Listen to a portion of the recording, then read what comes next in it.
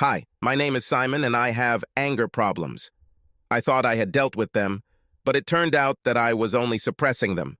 As a child, I had court-ordered anger management therapy and medication, but that's all behind me now, and the records are sealed. I've always been a fighter. Growing up in a family of 6 children makes you the smallest of the litter. My parents were hard-working, salt-of-the-earth people, but big believers in the school of harsh parenting. It happened to all of us kids. Even with girls. If we crossed the line, we received a painful reminder and abruptly returned to our place. We children also fought. Being the youngest and smallest, I often found myself at the bottom of the pile, and so had to rely on my wits and dirty tricks to gain the upper hand. I was so good at this that my older brothers were wary of getting into a one-on-one fight with me. But we still quarreled and argued, as brothers and sisters should. I sound like I lived in an abusive home, but that's far from true. We all loved each other, and if anyone spoiled a relationship with anyone in my family, he would answer me. The same applied to any of us. But within the family, we had the usual problems that a low-income family faces trying to make ends meet. Let me introduce my family. Mom, whose real name was Mary Beth, but I would never dare use it even now, was an amazing woman. Thin as a whip, with a stern face and delicate features. She ruled the house and was the person who was most often punished. Even Dad got out of her way when she was angry. She ran the house and looked after us children, and in the mornings, she worked as a cleaner in elite houses on the other side of the city. I've never seen this woman sit still. She was always on the move. Dad, real name Daryl, wasn't a particularly big man, 5'8" in, but by God he was strong. There was nothing he couldn't move. He worked as a mechanic at a local car depot, servicing their fleet of trucks. Sometimes he would drive if there weren't enough drivers, and it was a rare but very welcome privilege to go on a trip with him. Usually these were fairly local trips, but never overnight. Most of all, I remember its smell. He always smelled like diesel. Bella was the eldest child, and 8 years older than me. Then Tom and James appeared, twins who were 6 years older, and David was 4 years older. David was supposed to be the last, but they decided they wanted another girl, and went for it. They were blessed by Mary, only 12 months after David. This was supposed to be the end of their family. However, fate had other plans, and as a result of drunken revelry and a poorly inserted diaphragm, 3 years later, I was born. Do not misunderstand me. Even though I was a mistake, I was not treated any differently or loved less than all my siblings. But I grew up a little apart from them and spent a lot of time alone, playing and exploring the back garden of our house. So to the incident that got me on trial. I was 15 years old at the time and was returning home from school. As I think I mentioned, we weren't rich.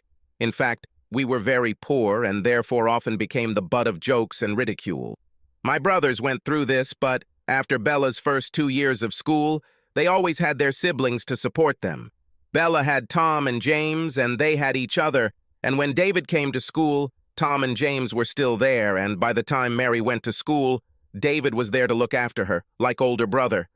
By the time I went to school, David had left, and although Mary was there, as a girl she was not strong enough to protect me. Not that I need it. During the first few weeks, I had several fights with older students, and I firmly convinced my peers that messing with me was a bad idea. After every fight, I was sent home with a letter from my parents and punished again for causing trouble. I felt it was unfair, but I knew better than to complain. However, it fueled my rage for the next fight, and I fed off of it. What ultimately led to me being expelled from school and appearing before a judge happened while I was on my way home from school. I was walking along the path, about a mile from our house, when I heard laughing and someone crying. As I approached a slight bend in the road, I saw a group of 4 teenagers surrounding my sister Mary. They had her school bag, and they were throwing it here and there and hurting her sister. I gave vent to my rage. Even though I defended my sister, the prosecution lawyer called me a wild man, an unpredictable and dangerous man. And what I did to those poor innocent boys was beyond my sister's reasonable defense, even if her story were true. The court agreed, and I was placed in juvenile detention until my 18th birthday. And as I said, I was required to undergo mandatory anger management therapy. Before I was taken away, my family was allowed to say goodbye to me. I stood with a bashful face, and my mother looked at me with an even gaze. I could never tell what she was thinking. Then I saw something I had never seen before. A tear rolled down her cheek. She hugged me tightly and whispered in my ear that she was proud of me. I, expecting a reproach, was stunned. I got hugs from Dad and the rest of my family, and even a kiss on the cheek from Beth and Mary, who lingered the longest. Each of them told me how proud they were that I protected my sister. The prison they took me to was halfway across the state, so I didn't expect any of them to visit me. It was difficult in the colony, but you can cope. So far, my life has taught me to take care of myself, and after several run-ins with so-called authorities, they realized that it was easier to leave me alone. That doesn't mean I didn't get picked on or get into fights. I earned enough respect to be left alone. During the last year of my imprisonment, I was surprised to be told that I had visitors, and I was taken to the visitors' room where Beth and a young man were waiting for me. Bella had grown into a striking young woman. Not a beauty, but that was not to be expected given her size. Her face was not as stern as her mother's, but her eyes were the same. She looked at me sadly. The man's name was Gerald, and apparently he was her husband. They had been married for a year, and he was a traveling salesman. He seemed quite nice, but remained silent. "Simon," Bella began, "there's no easy way to do this, so I'll just say it. There was an accident at home. There was a fire. Mom, Dad, and the rest." At that moment, tears filled her eyes, and she began to sob. "They all died." She hugged me and started crying on my shoulder. Gerald stood nearby, clumsily patting her on the back and muttering something inarticulate. I didn't hug Bella. I just stood there and looked at her, feeling nothing. Finally, the guards separated us, and after another hour of visiting, Bella and Gerald left. It would be several years before I would see Bella again. Thus passed the years of my imprisonment. Twice weekly anger management sessions, supplemented by medications that I soon learned to swallow and spit out whenever I was alone, seemed to cure my anger, and on my 18th birthday, I was declared fit to go out into society. While I was in prison, I received a matriculation certificate, and my personal file was closed. I had a blank slate. I was given $200 and a bus ticket to the nearest town, and don't let the door hit you in the ass on the way out. I didn't stay in the local town, but changed my bus ticket and drove across the state line. Everyone knew that the local colony was releasing its prisoners into the local town, so there was no getting around it. However, when I came to Jacksonville, Ohio, I started over with a clean slate. I told people that I was forced to leave the city due to a fire that killed my family, and that without family and friends, I decided to try to build my future in a new city. Soon I found a job in a small auto repair shop, housing, and began to rebuild my life. I worked hard. My upbringing did not allow anything else, and after a while I was allowed to do more. Apparently, I had inherited my father's mechanical aptitude and found the work easy and enjoyable. My abilities were noticed, and I was sent on a day-exempt course, and after just 6 years, I became a qualified mechanic. My life was back to normal, and I was enjoying life. The owner of the auto repair shop, Mike, was only 5 years older than me, but managed to get married successfully. His wife had money, and she provided him with money to start a business. I found their relationship a little strange. When we were alone, he was a wonderful character, full of jokes and not averse to telling jokes. However, when Stephanie was around, he was much more reserved and always obeyed her. Stephanie, on the other hand, was wonderful. 2 years younger than Mike, she had long brown hair and bright green eyes. She never lost her head and flirted with everyone, even with me. I found it awkward at first, and I even brought it up with Mike for fear that he would think I was trying to interfere with his marriage. He laughed at that. "She just likes to be the center of attention," he said. 3 years later, tragedy struck when Mike died in a workshop accident. I left the shop for a road test and returned to find the sheriff and local fire department trying to extricate him, but it was already too late. The day after the funeral, his widow came to my apartment. The workshop was closed after the accident, both out of need for an investigation and out of respect. Mike's death was ruled accidental. He was supposed to be using stands to support the car, but he was in a hurry to finish the job and took a chance.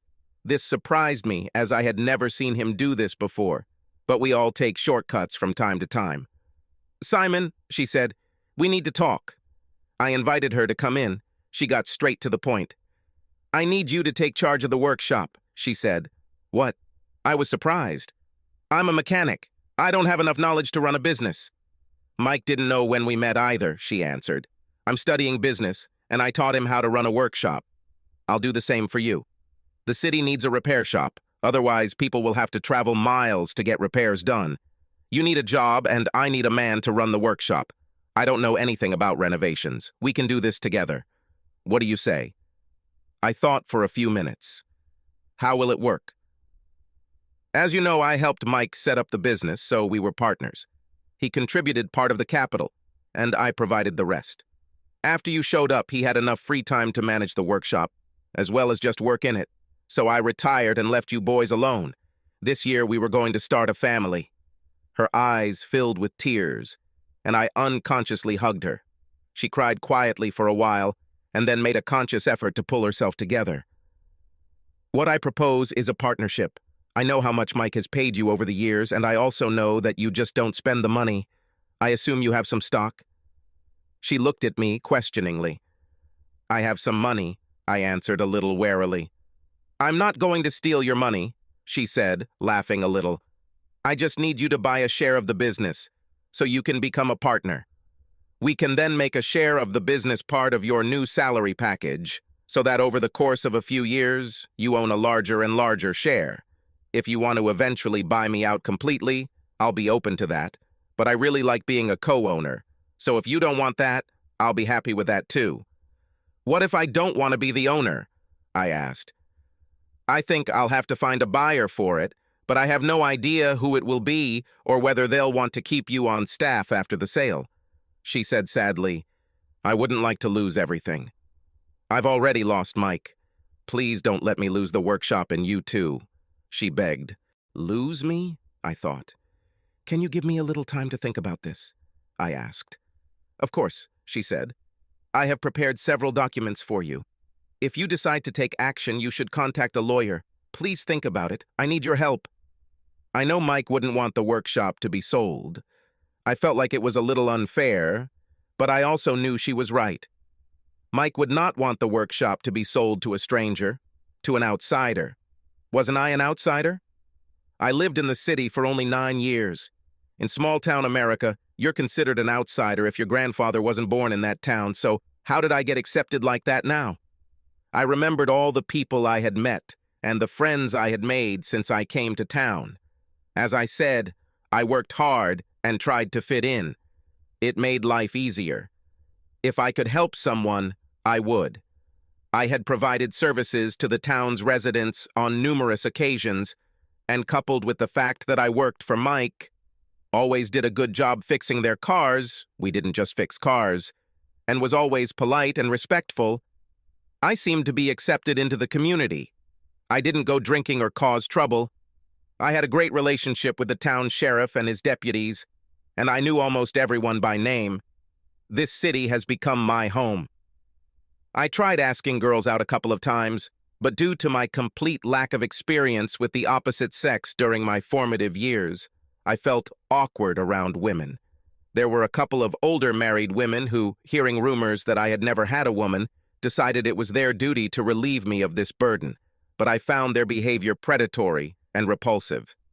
I knew how my mother would want me to behave, and even though she was no longer around, her presence in my heart kept me in control. I looked at the documents Stephanie left me, but they didn't make much sense to me, so I called one of my friends, Lee Granger, who was an attorney, and asked him if he could look them up for me. "I can," he said, "but since I am already acting on behalf of Stephanie, I would advise you to get independent advice." The following Tuesday, I made the 90-minute drive to Columbus. I found the lawyer's number online and made an appointment using the online appointment form. I must say that I didn't recognize her right away. It was only when the secretary in the lawyer's office came out from behind the table and hugged me that it dawned on me. My arms instinctively closed around her. The sound of throat clearing behind me separated us. "Jonathan," the secretary said to the man who was looking at me from across the office, "I'd like to introduce you to Simon, my brother." That's how Bella came back into my life. After the first meeting, I explained to Jonathan why I was here. "I'll tell you what," he said, looking at the contract for a couple of seconds. "Bella, why don't you take Simon back to the house and make him dinner? Take the afternoon and get things done. I'll look into this and I have some other things to do. Meet me at home for lunch." While we were having lunch, Bella told me that her marriage to Gerald, an insurance salesman, had lasted only a year after I met them. Because of his traveling life and weekly absences from home, she felt abandoned. She suspected him of cheating while he was traveling, but never found any evidence. When she told him she wanted a divorce, he simply shrugged and signed the papers. A week later, she moved out and hasn't seen him since. 6 months later, she came to Columbus in search of work and got a job as a secretary in a law office. The previous secretary had retired. Over the next 2 years, Jonathan became close, became a couple, and finally got married. A year later, she gave birth to a child, Mary. Twins, James and David, were born a year later. Mary was 6 years old, the boys were 5, and all 3 were due home from school in about 45 minutes. We finished lunch and I enlightened Bella about my life after release. The door burst open with a bang and 3 tornadoes flew into the room. They froze when they saw me sitting with Bella, eyes wide and mouths open. As soon as we were introduced, and I learned that I would be called Uncle Simon, I found myself in the backyard playing catch with the boys. Mary was much more reserved than the boys and sat with Mom watching us. Jonathan came home after 5 and handed me the contract. "Sign it," he said simply. "You won't get anything better than what she offers." I thanked him and asked how much I owed for his work, but received a slap on the back of the head from Bella. "The family doesn't take money from the family," she said. I looked at Jonathan, who simply shrugged. "I leave our finances in Bella's hands." "Well, I know the workshop is quite far from here, but if you need anything, I can help you," I said. After dinner, I left, a 90-minute drive after all, and returned to my apartment, clutching the signed contract and ready to tell Stephanie the news. The next day, I decided to open a workshop. There were still free work boxes there, and people in the city were counting on us to be able to get their equipment working. The hardest job was finishing the car Mike was working on when the jack collapsed. The work itself wasn't difficult, but when I climbed under that car, knowing that's where Mike died, it gave me the chills. Stephanie arrived before lunch, and I told her the news. She squealed with delight and hugged me, telling me that I wouldn't regret it and that we would make a very good team. Over the next 2 years, everything went as usual for us.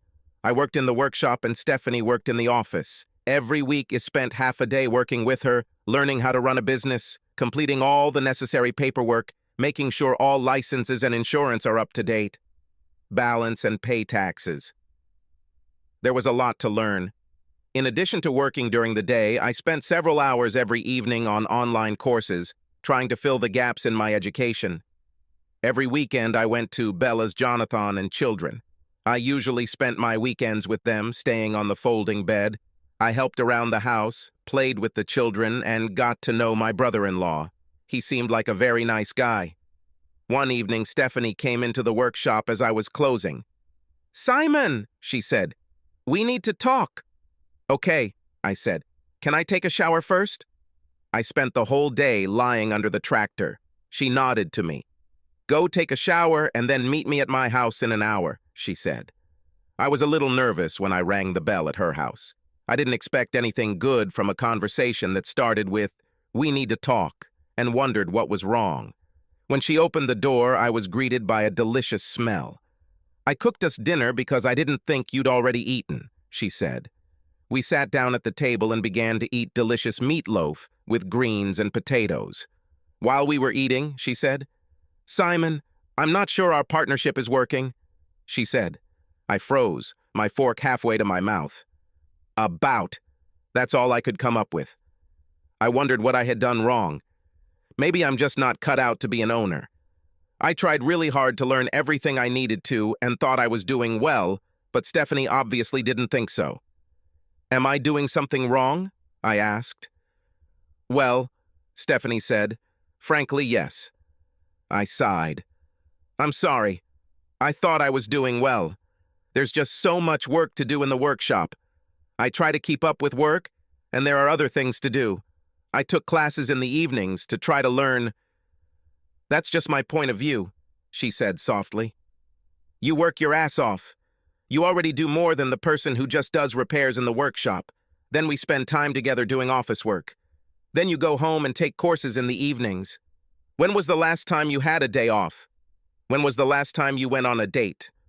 When was the last time you had sex? It's good that I managed to put down my glass of juice when she asked the last question. Otherwise, she might have gotten it in the face. I lowered my eyes, blushing. She stared at me with her mouth open. Oh, my God, she said. I heard rumors, but I thought... I started to get up. My embarrassment began to turn into anger.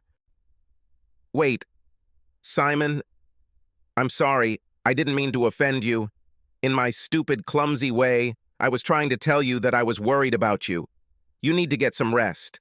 Apart from visiting your sister, you do nothing but work and sleep. No one can continue like this forever. You are facing a crisis, and I, as your business partner, cannot afford this. And as your friend, I am worried about you. I sat back down in my seat, my anger and embarrassment gone. She was right. I'm tired to the core. Sure, I increased my share of the garage and things were going well, but I was working 12 out of every 14 days, at least 14 hours a day. I worked, went home, took a shower, ate while working on the computer, and slept. Everything was repeated again and again. I couldn't remember the last time I did something just for myself. That's what we're going to do.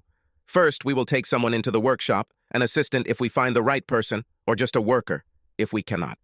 Secondly, you will have at least one free day every week. Even on the weekends when you're not going to see Bella, you'll have at least one day off. Thirdly, you will go out at least once a week. I don't care where you go or with whom you go, but you will go out. As much as I agreed with most of what she said, I never liked ultimatums. Or, I asked, a hint of a growl in my voice. She looked at me, her head tilted slightly to one side. I knew that as the senior partner in the business, she would be well within her rights to sell the business out from under my nose. But I felt that it was better for her not to threaten me. There's no or here, Simon, she said softly. This is not a threat. I guess this could be called an intrusion, but I thought you and I had become good friends. Taking care of each other is what friends do. I sank back into my chair, defeated. Okay, I said quietly. I'm not sure about communication. I haven't met... I paused. Well, I haven't really dated, I guess. What never? She asked incredulously. I shook my head. Have you never dated a girl? Another wiggle. What about the guy? She asked, with a mischievous glint in her eyes. I'm not like that, I said quietly. Have you ever asked a girl out on a date? I tried a couple of times when I first came to town, I said. I crashed and burned. Then I got busy with work, and everything faded into the background. I received several invitations from older women, but they were married, and my mother would skin me alive if I got involved in someone else's marriage. She looked at me confused. I thought you said that your mother died. Believe me, death won't stop her. Plus, Bella hits just as hard. She giggled. Oh, you poor hen, she said, but there was calculation in her eyes. I'll tell you what. Why don't I give you a date this Friday? I know a girl who has been interested in you for a long time, but is afraid to ask you out. I'm sure you'll like it. Who is she? I asked. I knew almost every person in town and couldn't think of a single woman my age who showed interest in you. She said, this will be interesting. Choose a meeting place and I will ask her to meet you there on Friday at 8 p.m. Since you were at Bella's last weekend, that means this weekend is free, so if the date goes well, you can spend some time together.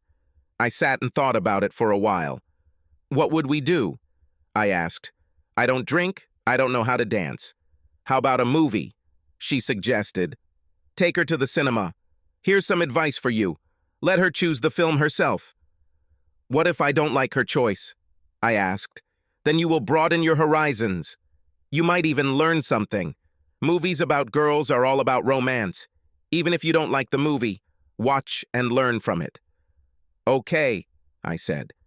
Tell me, excuse me, what is her name? I thought I could catch her. She laughed. Nice try. I'll tell her to meet you at the cinema at... She looked at her phone for several minutes. It must be 7:30, otherwise you will not have time to buy tickets before the start of the show. We finished dinner, and I helped with the dishes. When I left, she hugged me. Don't forget about Friday at 7:30, be kin to her. Lately, she's been having a bad time, and she needs someone good. The rest of the week was spent in work, more work, and worry. As Friday approached, I became more and more nervous. By 4 o'clock on Friday afternoon, I was so nervous that I felt physically ill. Stephanie was working in the office, and I kept wanting to go in and ask her to cancel the date. I stood and looked at the alternator I had just installed on the car before realizing that it was the same alternator I had removed, and the new one was still in its box on the workbench. Simon! Came a voice from behind me. I jumped. Stephanie stood there smirking at me. Go home, take a shower, change clothes, and get ready. I'm not sure I can... I began. Of course you can. Trust me, she's just as nervous as you are, but I think she's a wonderful woman, and you two will get along very well. But, I began, I don't know how to talk to girls. What if I say something that upsets her? I've never been good at reading signals. What if I think she likes me and does something, but I don't, and she thinks I'm trying? I was starting to panic. She put her hand on my hand. Listen, you'll be fine. Everyone has these doubts before a first date, especially before your first date. Relax, be yourself, and have fun. Everything else will follow by itself. I started putting my tools away before closing for the evening. By the way, she said, don't bring flowers. No need? I asked. I thought it was mandatory on the first date. What's she going to do with that damn thing in the theater?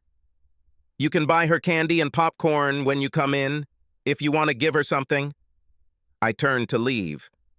How am I, anyway? I can recognize her? I can't just walk up to random women and ask if they're my date. I will most likely be arrested. Oh, believe me, you will recognize her. She smiled. But she knows you. So if you're not sure, just wait and she'll come to you. I went home and took a shower. Then I took a shower again. Working in an auto repair shop means you sometimes get oil, grease, and other engine-related fluids on you, and sometimes they don't want to come off. I always wear protective gloves and coveralls, but the gloves sometimes get torn and the coveralls sometimes get soaked through. And to be honest, some of the cars we deal with are simply disgusting. I looked at my limited wardrobe, trying to figure out what to wear. I chose jeans and a button-down shirt. I'd cut my hair the day before to look at least somewhat decent, and by 6 o'clock I was ready. The drive to the theater was about 20 minutes, so I had plenty of time to sit and worry. I must have picked up the phone a dozen times to ask Stephanie to call her friend and cancel the date. Then, at 6:45, I received a text from Stephanie. If you're holding the phone in your hands, working up the courage to call me and ask me to cancel the meeting, then don't bother. It will happen. Make sure you show up on time. My friend doesn't like being kept waiting. I arrived at the cinema at 7:15 and parked the car. As I approached the checkout counter, I looked around but didn't see anyone waiting. I decided to go look at the billboards for the films currently showing to see what was showing. Walking along the row of boards, I read each of them, occasionally glancing around to make sure I didn't miss my time. My watch was slowly creeping towards 8:30. Suddenly, I felt someone's presence next to me and turned around. It took my breath away. Stephanie stood there, her brown hair pulled back into a simple ponytail. She was wearing jeans so tight They could easily be mistaken for body paint and a loose emerald green shirt over a white t-shirt. I was confused. She came to tell me that her friend decided to cancel the meeting. Then she took my hand. "Let's go," she said. "Otherwise, we'll miss the beginning." I was right. She chose a chick flick. I tried to pretend that I was interested in the film. I even tried to do as she suggested and watch how the main character has affairs with women, but the dialogue seemed banal and cliché to me. Of course, such lines don't work, do they? About a third of the way through the movie, I felt Stephanie press her hand to me. Thinking I was taking up too much space, I pulled back slightly to give her more space. She looked at me with a "seriously" on her face, then reached out, took my hand and put my hand on her shoulders, pressing herself against me. For a long time, I didn't even dare to breathe. Then she leaned over and whispered in my ear, "Relax, I won't hurt you." I didn't remember the rest of the movie. After the movie, Stephanie said she was hungry, so we went to a diner to get something to eat. It was at least more convenient for me. To begin with, there was a table between us, and as soon as we started talking, I relaxed significantly. I asked her about the parts of the film that I remembered and whether the pickup lines used had an effect on her. By the time we finished our meal, we were laughing together, and I felt much better. Stephanie took a taxi to the cinema. We changed seats, and I took her home. Being the gentleman I was raised to be, I walked over and opened her door to let her out of my truck. She took my arm to accompany her to her door. "Thank you for the evening," she said. "I really had a good time." She leaned over and kissed me on the lips. "Good night, Simon." She entered the house and closed the door. I stood for a long time and looked at the door. I was so conflicted. She was a beautiful woman and left no doubt that she was interested in me. But in my head, she was still Mike's wife. I knew it was ridiculous since he had been dead for over a year now, and as far as I knew, she hadn't dated anyone else in that time. But still. I got back in my pickup and drove home. The next morning, I was getting ready to go to the workshop at 8 o'clock when the phone rang. It was Stephanie. "Good morning," I said. "How are you?" "What are you doing right now?" she asked. "Just getting ready for opening," I said. "No," she said. "Get dressed. We're going for a ride." There was a knock on my door. "Wait, Steph, someone is at my door," I said, walking up to the door and opening it. She stood there and grinned at me. "No," she said again. "You can't ride in overalls. Go change clothes." She took me to a ranch and house outside of town. "My friend keeps horses here," she said. "I come here to ride whenever I have the opportunity." I began. "Don't worry," she said. "I'll teach you how to ride a horse." She turned away, but I was sure I heard her say, "and on horses," half to herself. We had a fun day. The horse she chose for me was calm and docile, but just followed her horse, so I didn't have much control. She packed a picnic, and we ate on a blanket on the hillside. After we ate, she lay on her back and looked at the clouds. "Look," she said, "a dog." She pointed to a cloud that, if you could imagine, might look like a very deformed dog. I decided not to comment.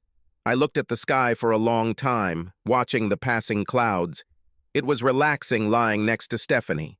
She kissed me. We pulled away from each other. I could hardly catch my breath.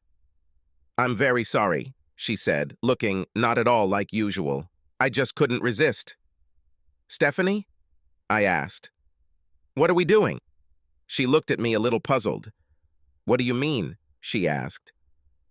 "You know, I began, but she put her fingers to my lips. "Shh," she said. "There is nothing wrong." "I'm just so confused," I said. "Where does it lead?" "You'll have to tell me because I have no idea, and I'm blind when it comes to reading women. Are we just fooling around? Is it just fun or something more?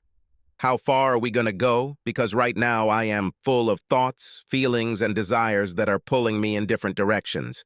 Emotionally, I guess I'm a little behind the times. Until 30 seconds ago, I had never even kissed a girl I wasn't involved with, and I had never kissed a girl like that. Stephanie lay down again, this time resting her head on my chest. I'm sorry to tell you that I can't answer these questions, she said. You see, this doesn't make it any easier. Yes, I have more experience than you. I've had several boyfriends and been married, but this, whatever it is as new and uncertain to me as it is to you. I am also full of the same thoughts and feelings and attractions, she giggled.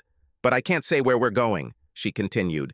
I miss Mike now, but I know that he is gone and will not return. And I can't spend the rest of my life alone just because he's gone. Since we've worked so much together, I've developed feelings for you that I'd like to explore. But where this research will lead us, we will have to find out together, if you don't mind. But why me? You know I've never been with a woman. Don't you want someone who knows how to... I began. If that kiss was anything significant, I'm sure you'll learn quickly. But as I said, we will both learn. Making love to someone is a very individual thing. What one person likes, another will hate. When we are ready, I will teach you, and you will teach me. We're not ready for this yet, and we may never be. But for now, let's stop thinking about the destination and enjoy the journey. She leaned in again, and we kissed again, and again, we were interrupted. It's time for us to go back, she said. After returning, we spent time brushing the horses, and then released them into the field. I need a shower, I said. I smell like a horse. From then on, every Friday evening, we did something together. We went to the movies, had dinner. She even talked me into going dancing with her, and I discovered that I couldn't embarrass myself too much on the dance floor. On weekends, when I wasn't at Bella's, we would spend Saturday or Sunday together and do something. We walked or went somewhere. We even went to a few car shows when they weren't too far away. We spent a lot of time kissing, and I got a good look at her body and clothes. About 3 months later, we returned to her house after spending a day at the local car show. I was a little disappointed as the exhibition was quite sparse and the exhibits were of a low standard, but I managed to find the part for the customer's car that I was looking for. Not all of my clients had new cars or even cars for which new parts were still available. As usual, I opened the truck door for her and walked her to the door. She invited me in, which was nothing unusual. We often had dinner after walks, but I felt that something had changed today. I turned to close the front door, and when I turned around, Stephanie was standing right in front of me, so close that I reflexively stepped back, pressing my back against the door. She kissed me, then she pulled back and looked into my eyes. "Sorry, Simon," she said. "I cannot wait any longer. I don't know how to describe the rest of the night. We made love, but it was the best night of my life. I didn't know what to say. I didn't want to ruin everything with stupid words." She seemed to read my thoughts. "There are no words after this," she said. "Sleep, and let's see what tomorrow brings." Our relationship also developed outside the bedroom. We became a couple. We got engaged. We got married. And that's when everything started to change. Now I know that there will be those who will call me a rag, a cunt, and all sorts of other names when I tell you how everything developed. They will argue that in the same circumstances, they would have done this or that, and they would never have allowed events to develop the way they did. We got married in the spring, Jonathan at my side, and Mary and the twins in a ceremony I didn't really understand. It was, of course, a big wedding. Almost everyone we knew came. That is, the whole city. The bill was phenomenal, but as I said, Stephanie had the money. And by this time, the workshop was doing well. I was almost an equal partner and had more than recouped my initial investment. The trustees of Stephanie's foundation insisted on a prenuptial agreement, which was presented to me for my signature. It was only their attitude towards me that prompted me to say that I would look into this case with my lawyer and return it to them. It turned out that this was the right decision because it was completely one-sided.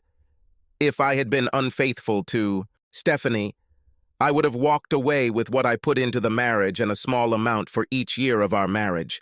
However, if the positions were reversed, the prenuptial agreement would have no force, and I would be subject to ordinary divorce laws. In other words, I would be completely screwed and most likely lose everything. I received a family discount again from Jonathan and left him to negotiate a fairer agreement directly with the trustees. I moved in with Stephanie before we got married. We hired an assistant and a worker in the workshop, which was growing well, and I was as happy as I could have hoped.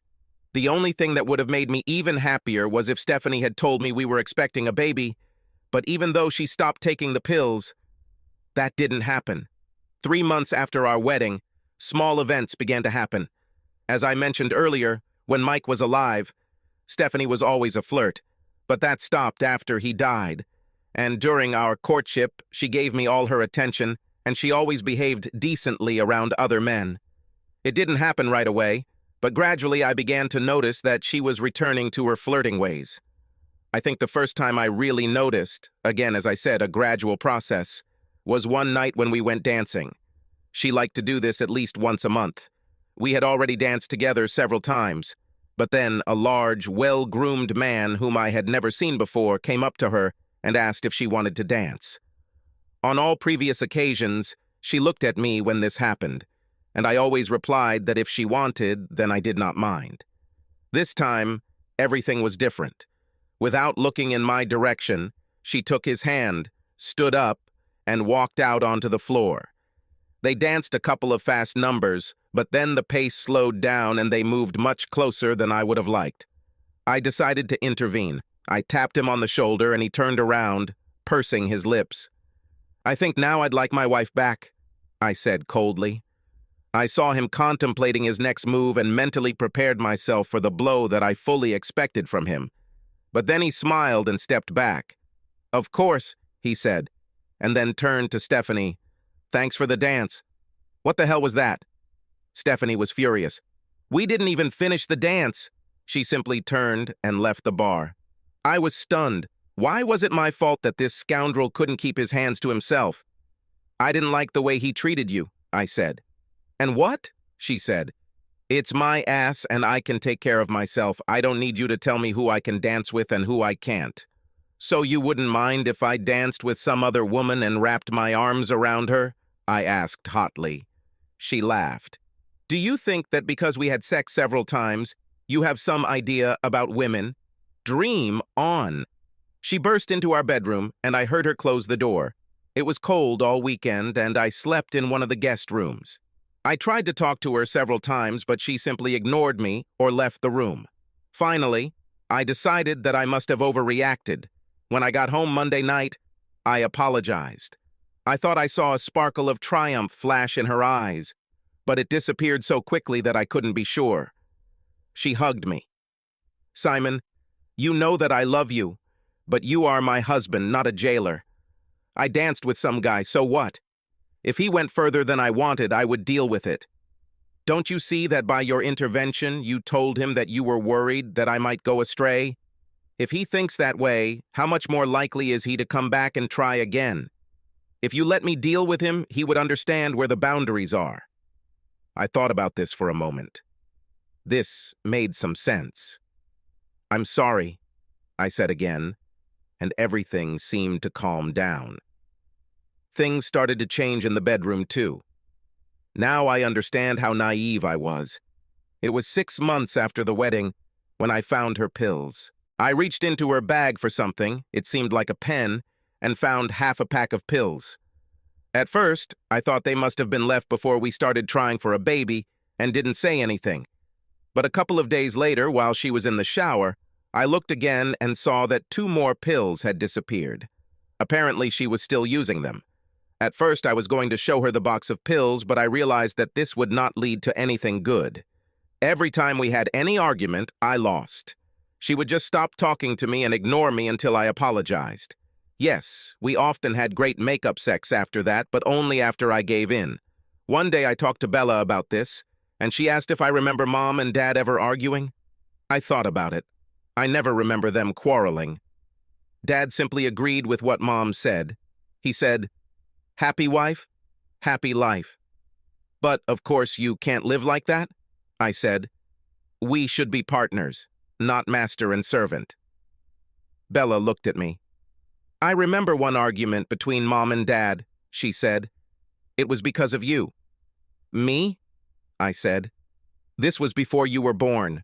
You always knew you weren't planned. But I hope that through it all, Did you ever feel like Ma and Pa treated you differently than the rest? She asked. No, I grinned.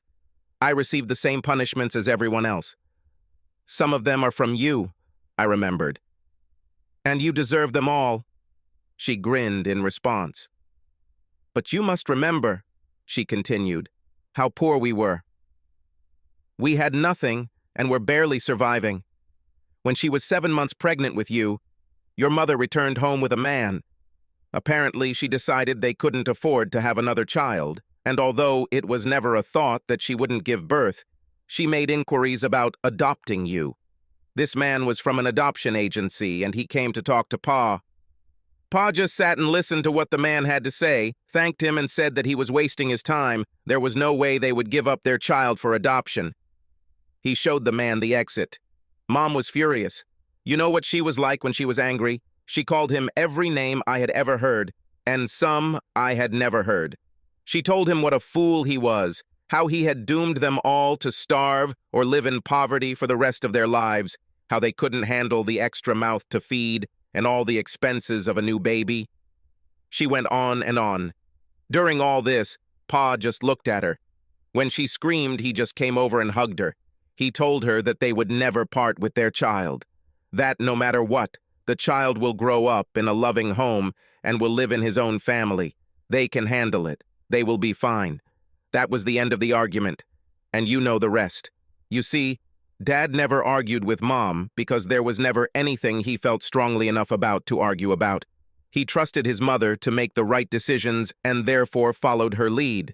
Apparently, he thought her decision about you was wrong, and so he did something about it.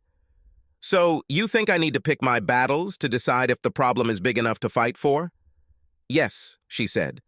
But rest assured, because judging by her behavior, she seems to be a stubborn woman. If you decide to oppose it, it could be the end of your marriage. I think she's willing to go that far to get her way, so you need to be confident too. Are you and Jonathan arguing? I asked. No, came a voice from behind me. I just do what I'm told. She smiled warmly at him. As it should be, she said. I decided to talk to Stephanie as if I hadn't found the pills. Stephanie, I think I need to go to the doctor, I said one morning as we were getting ready. Why? She asked, looking worried. Is something wrong? No, I feel fine, I reassured her. But we've been trying to have a baby for several months now, and nothing is happening. Maybe I need to get checked. Maybe there's something wrong with me. She smiled softly at me. Baby, everything takes time. Be patient. Let's wait a few more months, and if nothing happens, then maybe we can talk to Dr. Smith. We are both young and healthy. I'm sure it will happen. I nodded sadly. She was clearly lying to me, but I didn't understand why. I remembered my conversation with Bella. Should I confront her about the pills? This would definitely cause an argument. I have already heard her accusing me of spying on her and violating her personal space. Perhaps she wanted to wait a little longer with the children. Perhaps she didn't think she was ready yet. I decided that I would give her a year to get herself in order, and then we would discuss children again. Besides, while she thought I thought we were trying... A few weeks later, Stephanie told me that her friends had invited her. She agreed because she knew that I didn't particularly like to dance. And so it became a regular thing. Every Friday evening she went out with the girls. At first she was home by 11, but gradually it became later and later until some weekends I would go to Bella's before she got home.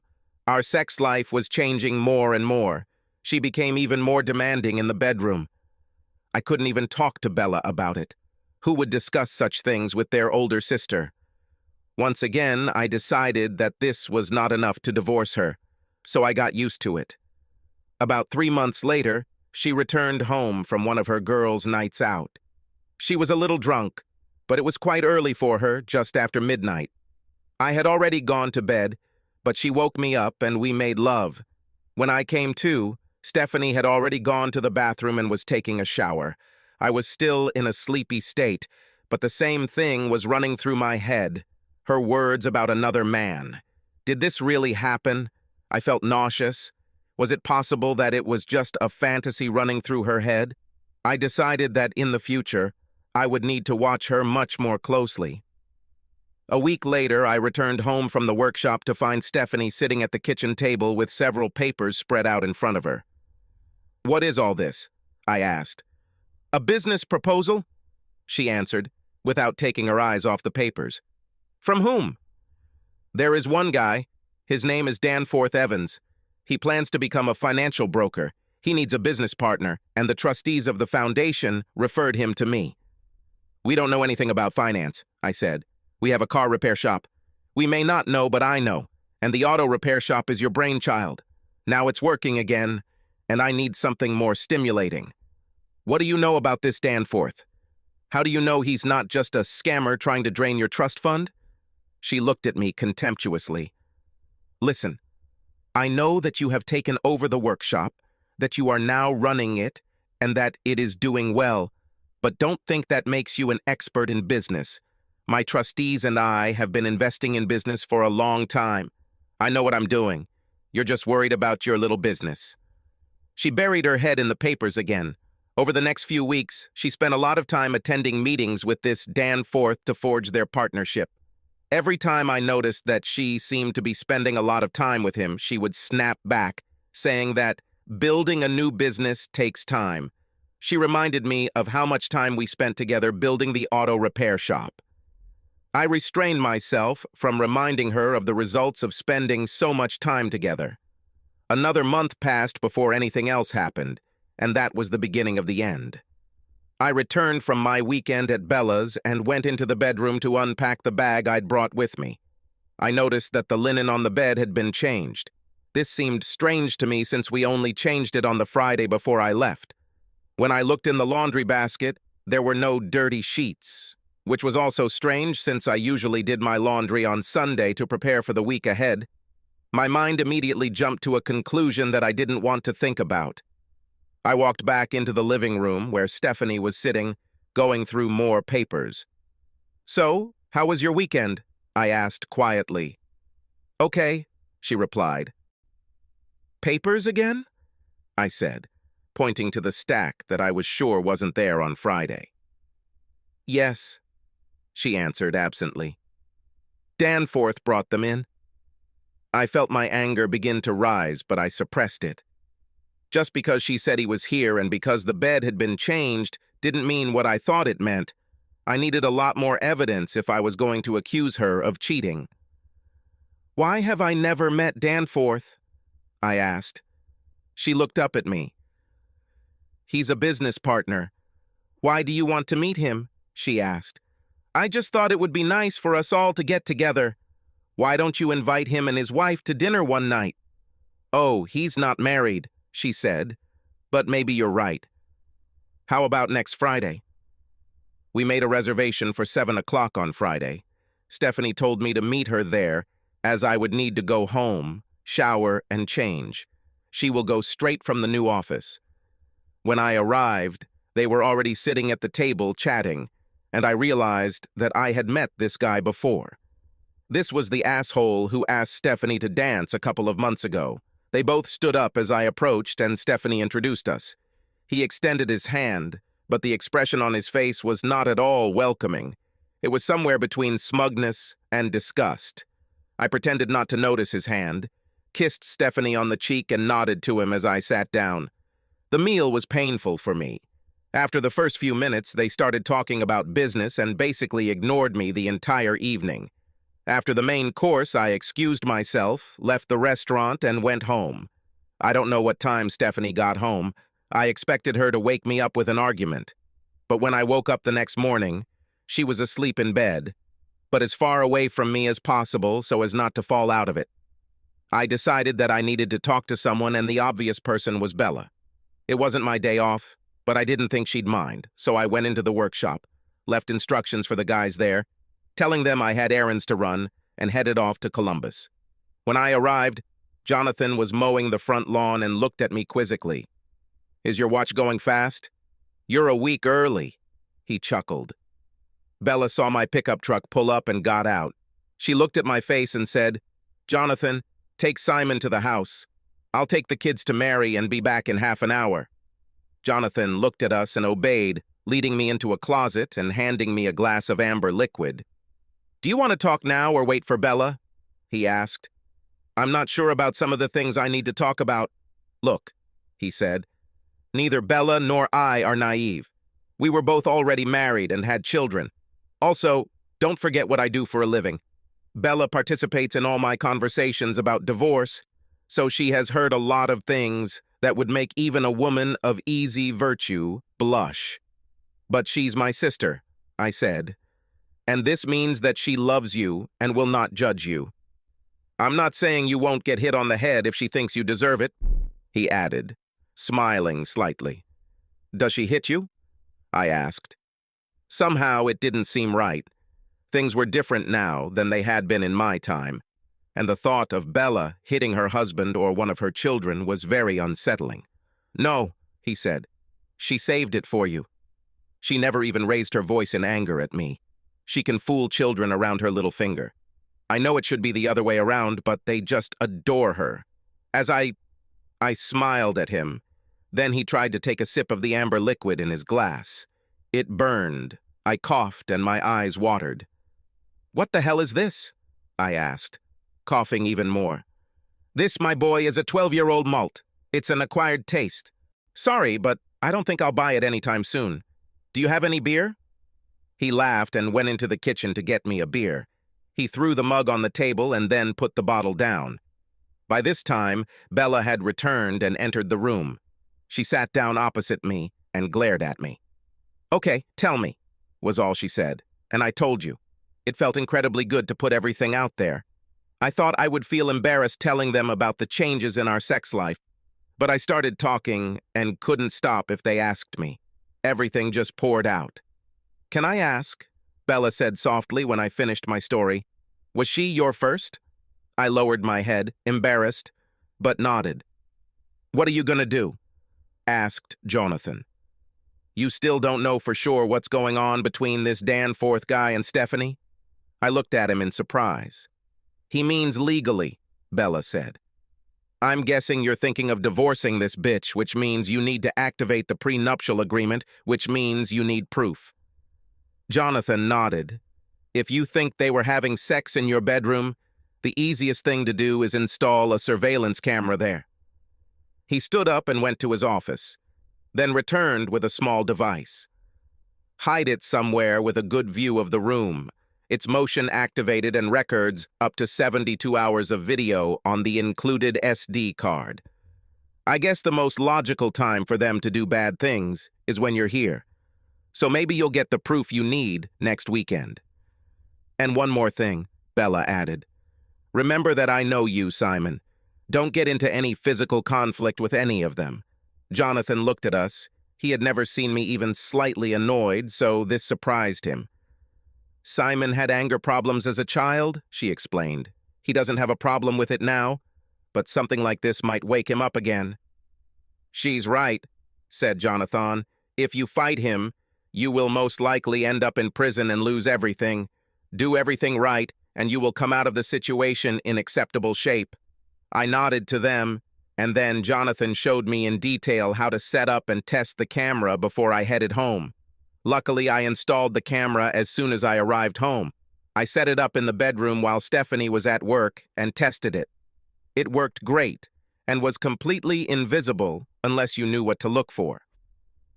I then went into the workshop for the last couple of hours before closing. When I got home, Stephanie was waiting for me in the living room. "Go take a shower and then come back here. We need to talk," she said. I was in no hurry to get into the shower. I didn't want to start this conversation, and I wished I had another camera to put in the living room. I decided to open up a video app on my phone so I could capture something if she was going to confess to anything tonight. As I approached the living room, I heard voices and saw that while I was in the shower, Danforth had arrived. They were sitting on the sofa with their backs to me. I quietly placed the phone on the sideboard, hoping it wouldn't be noticed. I walked across the living room and sat down in the chair opposite this couple. Stephanie placed the beer in front of my chair, and I took it and took a long sip. I felt that I would need it. "Simon," Stephanie said, "what you did last night was incredibly rude. I think you owe Danforth an apology." "Is it true?" I said in an even voice. "I do not understand why." You clearly didn't need me there. Why should I stay? You were the one who insisted on inviting him to dinner, she insisted. Why did you leave like that? Danforth simply looked at me, with a smug expression on his face. Maybe because I no longer wanted to spend the evening with my wife's lover, I said without raising my voice. It seemed to strike a nerve. I knew about them, but they didn't know that I was aware of it, and that changed things. So he finally figured it out. It took him quite a long time. I trusted you, and you betrayed everything we had. And now, it's all over between us. Oh no, said Asshole. We are far from finished. You see, Stephanie and I have an agreement. I need a business partner. I don't understand what this has to do with me, said. Because my wife will divorce me, and I will lose access to all her money, he said. And besides, it's so much fun. Cuckold a loser like you. I thought you weren't married? I said, looking at Stephanie. She laughed. Do you think he would have brought her with him? For her to see him and me together? So you did this to Mike, too? I asked. At the end of the day, Mike was a good little asshole. I had to persuade him, but in the end he calmed down. Just like you, he said. There's no need to make a big deal out of it, Stephanie said. If you play ball, we can continue as is. Small changes in the bedroom, and no one has to know. I will know, I said. And his wife will know, because I will tell her. You will do what you are told, he growled. I took another long sip of my beer, fighting the urge to break the bottle over his head. I think I'm done, I said. I'll take my things and leave. I'll say hi to your wife when I see her. Stephanie, I'll ask Jonathan, contact your lawyer. I felt a wave of dizziness wash over me. To your Evie flashed through my head again. I tried to get up, but immediately lost consciousness. Then I heard voices. Damn, Steph, how much did you give him? The same amount we used on Mike. It's not nearly as big. You'll be lucky if he doesn't get poisoned. Oh, he'll be fine. He might need a little more time to recover, that's all. I felt a hand on my neck, probing pulse. I think you're right. I need a beer. They left the room. It took me a while to come to my senses. My head was throbbing. I was tired. I checked the ropes. I couldn't budge them. I tried to rock the chair, but it was a solid old chair that didn't move either. I looked around the room and looked up at the place where I installed the camera. I could make it out, so I was pleased. If they didn't kill me, which I doubted, I would have all the evidence I needed. I might have to watch Shithead have sex with Stephanie, but since I'm already divorced from her in my head, I can handle it. I didn't understand why they needed me at all. She could be with Shithead without his wife knowing, and without my presence. It seemed to me that they were just trying to gain power. They needed someone to dominate in the relationship. They were sick in the heed. I woke up with the mother and father of all Hedicus. The room was dark, and I heard regular beeps. Being the genius I am, I decided that I was in a hospital. When I tried to raise my hand, I found that it was handcuffed to the edge of the bed. This was not good. A face appeared in my field of vision. Bella. Well, finally, she said. It's high time you woke up. Oh, him, I croaked. She brought the ice chips to my lips, and I sucked them into my mouth, immediately easing my throat. I asked for another one and got that too. How long have I been here? I asked. 3 days, she answered. What's happened? I asked. That's what we've been waiting to ask you, she said. The story that your wife and her lover told the police is pure fantasy, but they claim you attacked them, so you're under arrest until the sheriff can sort this out. My phone should be in the living room of the house, and the camera Jonathan gave me is on the top shelf of the dressing table in the bedroom. Do you think you can reach them? I asked. She nodded. I'll tell you that you need clothes. Stephanie keeps watch outside. This is a shit show. His wife is here demanding to know what happened, she chuckled. What did they say happened? They said you came home and found them in bed together. You attacked him. She laughed a little at that. I knew that you were a savage, but I didn't think that even you were capable of such a thing.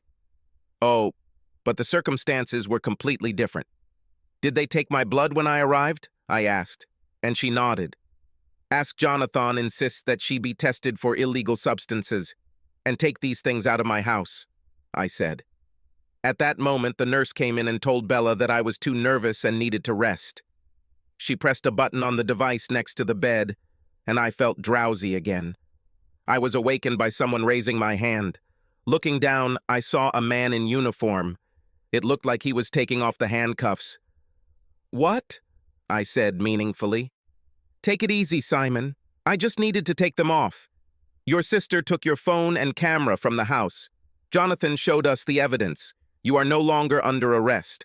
As for the other two," he smiled grimly, "I have a new use for them," he said, turning them on his finger. It took almost 2 weeks before I could sleep properly. I sat in bed waiting for a visit, Jonathan and Bella, when there was a knock on my door. Standing there was a beautiful woman, probably about 30 years old. "Hello?" I said.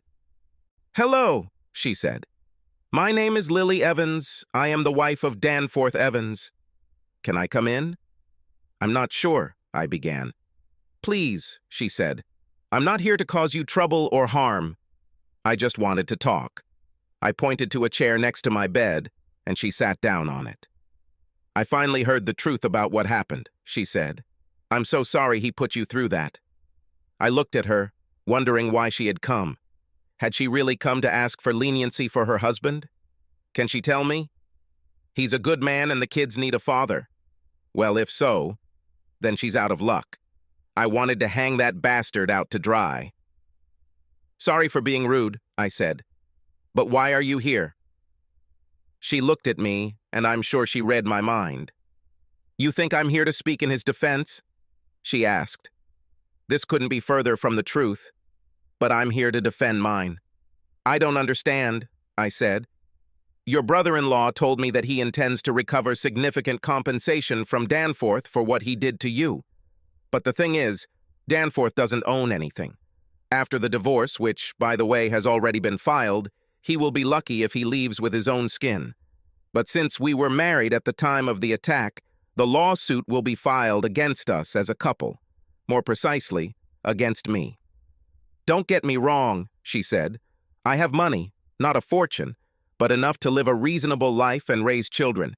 But if you take it away from me, you will punish me and my children for what we didn't do.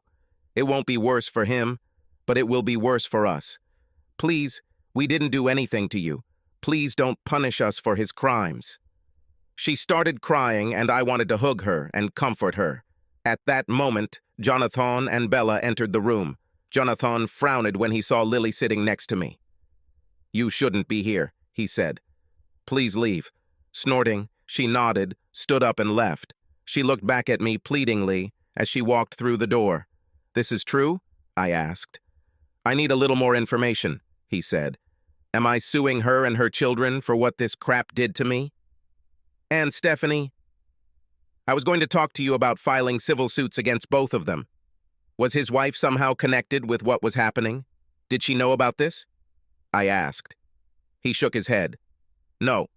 We understand that he told her that he was opening a new business in the city. She said she would partially finance him if he found other partners. She could have fully financed him, but she tried to force him to do something himself." "Is it true that she filed for divorce?" He nodded. "Judging by the documents, he will leave with nothing." "Then why are we chasing her and her children?" "They have nothing to do with this." "Bella thought you would say that, but I should have registered an interest before filing for divorce, otherwise there would have been nothing to act against." "I take it you don't want to pursue her?" I shook my head. "I'm not going to take food out of children's mouths." "By the way, how are things going with Stephanie and the auto repair shop?" "Well," he said, "with proof that they made the marriage contract will come into force. This means you walk away with everything you currently own, which is 55% of the auto repair shop's shares, plus all your own savings. Obviously, we'll also seek compensation, but I don't think we'll get much out of her trust fund. It appears to be locked tightly. Her only assets outside of it are the house, her part of the auto repair shop, and her part of the financial business she started with her lover. I believe she owned 60% of this share." "Is this a viable business?" I asked. "It would be viable with the right people. If I owned it, I would hire someone to manage it and let him build it, with the option of buying it out as I went along, he replied. Fine, I definitely want this workshop. Realistically, I think we could expect to get both businesses and some equity from the house, he said. Let's do it, but don't go after Lily, I reminded him, and he nodded. With the help of video evidence and my testimony, Danforth Evans was indicted. He was sentenced to 15 years. Stephanie was sentenced the same way. She was sentenced to 10 years. The divorce took place 6 months later, and her lawyers agreed to transfer her share of both businesses and pay 50% of the value of the house. Jonathan said that this was the best offer we could get, and I agreed. One afternoon, I found Jonathan, and told him that I needed to find a way to pay him for all his work. A quick glance at the contract is one thing, but he spent a significant amount of time on my behalf, and as a one-man band, he couldn't spend that time making money. He leaned over and invited me to do the same. I did this, and he slapped me on the head, smirking. Bella told me you would do this, and she told me what to do when you do. I rubbed my head sadly. My sister hits harder than you, I said. A month later, the business asset transfer papers from Stephanie finally arrived, and I decided to go look at this financial business and see if there was anything worthwhile there that could be salvaged. I was told that the business employs several people, but does not produce inspiring results. When I opened the door, I saw a man standing nose to nose with Lily Evans and shouting in her face, "Kiss my ass," he shouted. "You may have a stake in this business, but I'm the only one keeping it afloat. Until the senior partner comes and tells me otherwise, I will run this office my way." "Good morning," I said. He turned to face me. "Who the hell are you?" he asked. "Well, I could be a potential client with $1 million portfolio to invest. But I think I'd just take my business somewhere else," I said. He looked me up and down. Since I had just come from the auto repair shop, I was still wearing overalls, albeit clean ones, but still overalls, he said mockingly. "Nonsense. Do you have $1 million? I don't think you should shout at people like that," I remarked, "especially at a woman." "Well, you can just—" I raised an eyebrow at this, but Lily giggled. "I wouldn't recommend it," she said. "It didn't turn out very well for Danforth." He turned pale and looked from her to me. "You're the guy who—" "I'm the one who owns 60% of this business," I said, "which, as you so eloquently put it, makes me a senior partner, which means you are fired." "Fired." "You can't fire me," he said. "This business will go bust in one day." I shrugged. "I don't care," I said. "I don't need this." I pointed at Lily. "She doesn't need this. The only people who will suffer from you being a complete and utter asshole are the employees. It's you." "Me too," said a sad voice behind me. I turned around and saw a young woman sitting at the reception desk. "Sorry," I said. "I didn't see you there." "Who are you?" "I am nobody. And now, apparently, she's unemployed," she said, and a tear ran down her cheek. "Looks like I'll have to be a waitress again." "What are you doing here?" I asked Aunt. "I answer calls, open mail, make coffee," she said. "It's not much, but the hours and salary are better than a waitress, and it means I can be home with my daughter in the evening." I pursed my lips. "Okay, stay here for a minute." I turned to the annoying guy. "You, get out." He turned pale for a moment and began to strike a pose. I smiled. I think that solved everything. He left. I closed and locked the door behind him. "Lily, you, me, and—" I looked at the girl. "Monica," she said. "Monica," I continued, "we need to talk." "First," I said, looking at Monica, "where is that coffee you were talking about?" She began to rise. No, I said. "Just point it out. I'll bring it." She pointed to the coffee maker at the other end of the office. "Lily?" I asked. "Just black for me," she said. "Monica? Cream and sugar, please." With coffee in hand, I sat down with the ladies. "So," I said, "I know the percentages, but how much do we have in dollars?" The value of the business is about $250,000, which means your share is about $150,000, Lily said. What happens if we just leave, besides losing this share? I asked. We can't just leave. We have clients. Our solution will be to sell the business to other brokers. I did my research when I first found out about it, and we could have sold it quickly and gotten most, if not all, of our money back, she said. What about the offices here? I asked. They are rented for a year and have already been paid for. They will remain empty until the end of the lease term. So it's all that simple? Sell and leave? Quite, she said, if that's what you want to do. Do you have another option? I asked. We could try to hire someone to manage the office, she suggested. What do you know about financial planning? I asked. A little, she replied, shaking her head. Me too. I'm a mechanic. We can just set ourselves up for another one of the same assholes. I pointed to the door through which he left. If only, I said, turning to Monica. Can you do it? She smiled sadly and shook her head. I make appointments, answer calls, and make coffee. I nodded. Then it's decided. From now on, we are closing the office. You said you have potential buyers? I asked Lily. She nodded. Could you arrange this, please? She nodded again. I owe you at least this. I have never been able to thank you for withdrawing your lawsuit against us. I never had a claim against you, I said. It was a lawsuit against the your ex-husband. You and your children did nothing to me. She grinned. Shit, that's right. But I will be happy to organize the sale. I will let you know when the contracts are ready so your lawyer can review them. I turned to Monica. Now you, I said, won't you take a ride with me? She looked from me to Lily. Okay, she said nervously. It was only a 10-minute drive to the auto repair shop. I took her to the office. Desk, notebook, telephone, coffee maker. I pointed to each item. If you're interested, this is not a very powerful financial institution, but it is an honest, regular job, and you can stay home with your daughter in the evenings. The salary will be the same as what you received in your previous job, with a 10% increase. Oh, can you drive a car? I asked. I don't have a car, but I have a license, she answered. Fine. You may have to travel for parts, pick up or drop off customers whose cars are being serviced. We have a van that we use for parts and a car for customers. Obviously, there is no point in leaving it in the shop overnight, so you can take the machine home overnight and use it. As long as it is kept clean, I said. She looked around the office. When do I start? She asked, smiling. You're already late.